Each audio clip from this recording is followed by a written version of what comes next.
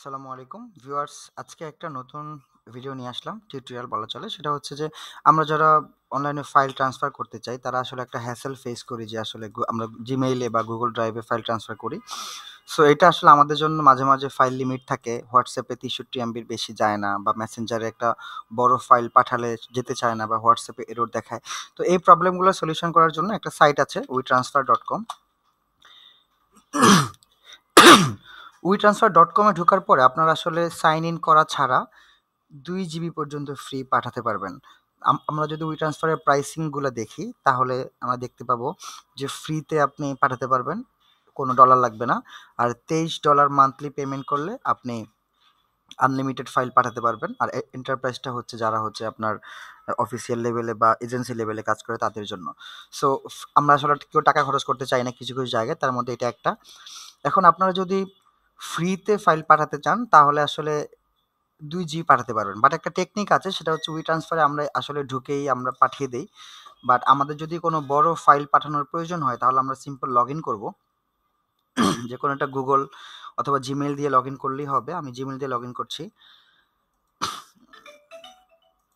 Login করার পর আপনারা দেখতে পাবেন যে এখানে আসলে আমরা 2 GB না, আমরা 3 GB পর্যন্ত পাঠাতে পারবো। দেখেন, আপ টু 3 GB ফ্রি। মানে হচ্ছে যে আপনি লগইন ছাড়া 2 GB পারবেন, লগইন সহ 3 GB পারবেন। আর এটার আসলে ফাইল ট্রান্সফার সিস্টেম অনেক ফাস্ট। যেমন আমরা যদি দেখি, আমরা একটা ফাইল যদি পাঠাই,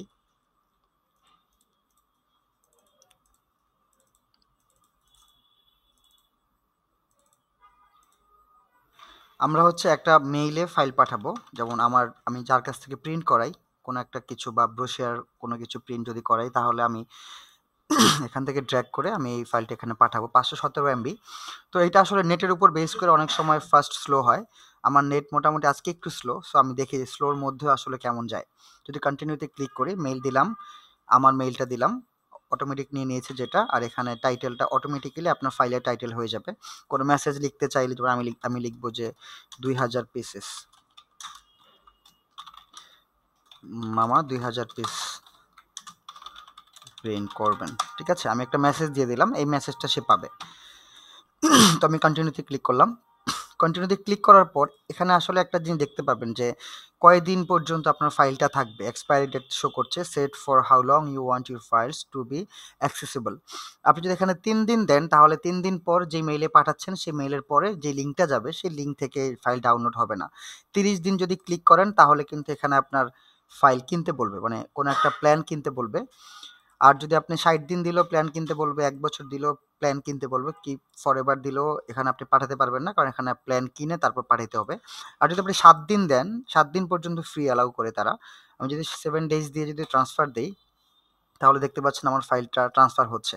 দেখেন, 516 MBর একটা ফাইল কিভাবে ট্রান্সফার হচ্ছে। যেহেতু নেট স্লো, সো নেট স্লোর মধ্যেও আসলে কিভাবে ট্রান্সফার হচ্ছে।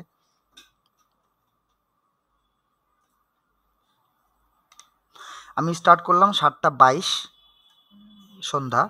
দেখি কতক্ষণ লাগে, মানে 516 MB একটা ফাইল যেতে কত সময় লাগে আমরা আজকে সেটা দেখব।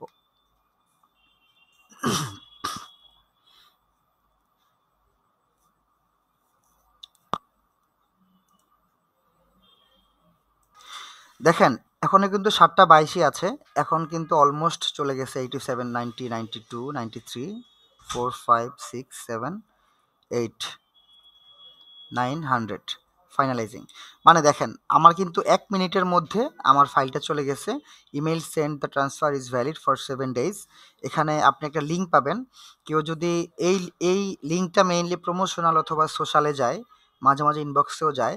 সো আপনি যদি চান যে খুব দ্রুত অ্যাক্সেস করতে পারবে তাহলে এখান থেকে আপনি কপি লিঙ্কটা করে যাকে আপনি পাঠিয়েছেন তাকে পাঠিয়ে দিলেই হয়ে যাবে। সো আমরা আসলে আমাদের মেইলটা এখানে একটু দেখব যে আসলে আমাদের মেইলে কি আসছে।